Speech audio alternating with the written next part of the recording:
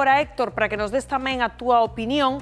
Mira, sobre este tema que imos a tratar agora, 12:32 minutos, imos a irnos en directo ata Covas. Verán, ali os veciños están preocupados porque un hotel que hai ali pois acaba de instalar unha antena 5G, non? Di hotel, bueno, pois para ter unha mellor cobertura. Bueno, pois Diego, os veciños están preocupados porque din que esa antena pois vai emitir unha radiación que pode ser ata canceríxena. Están, a verdade, moi preocupados, creo que os escoitemos, Diego, e logo Héctor nos dé a súa opinión profesional tamén sobre este asunto. Diego, que che contan aí?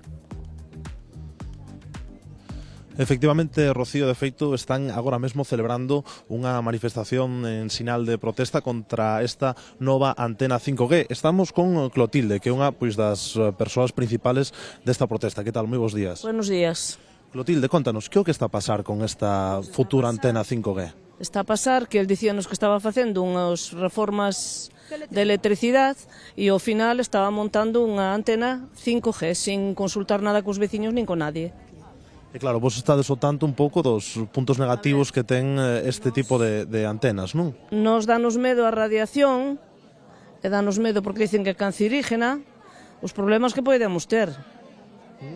En ese momento, empezastedes un movimento para que se pare, de feito, agora mesmo está o que é o soporte, pero a antena aínda non está instalada. No, eles hasta, penso que agora estes días non van vir, porque é festivo, aquí en Viveiro é festivo mañá, pero probablemente co miércoles volvan a empezar os traballos, entón xa terminará de montar todo, e despois non poderemos facer nada. Claro, a intención vosa é paralizar esta instalación, non? Exactamente, se a puidéramos paralizar, a ver.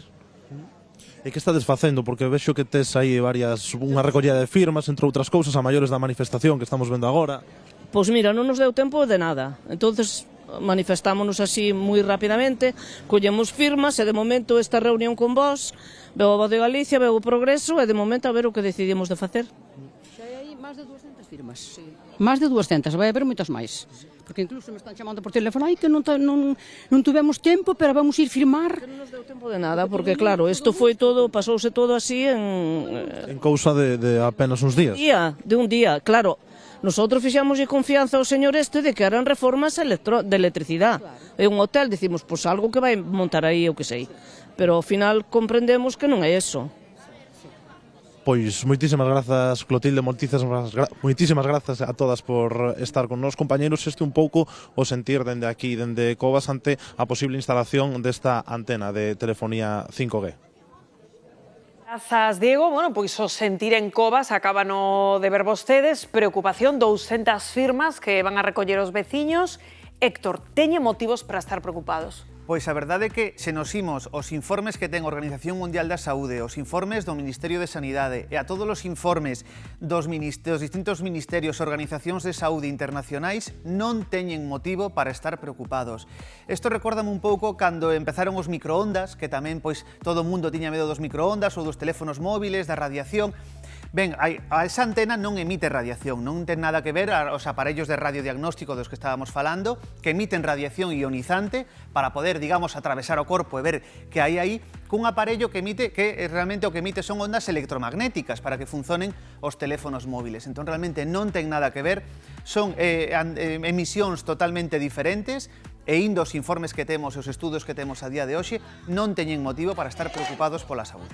Claro, é que nos falamos co hotel, non? Que claro, están un pouco sorprendidos, non? Ante estas manifestacións que están vendo bastante numerosas, porque les din que, claro, que os informes que les teñen non indican ningunha peligrosidade para os veciños.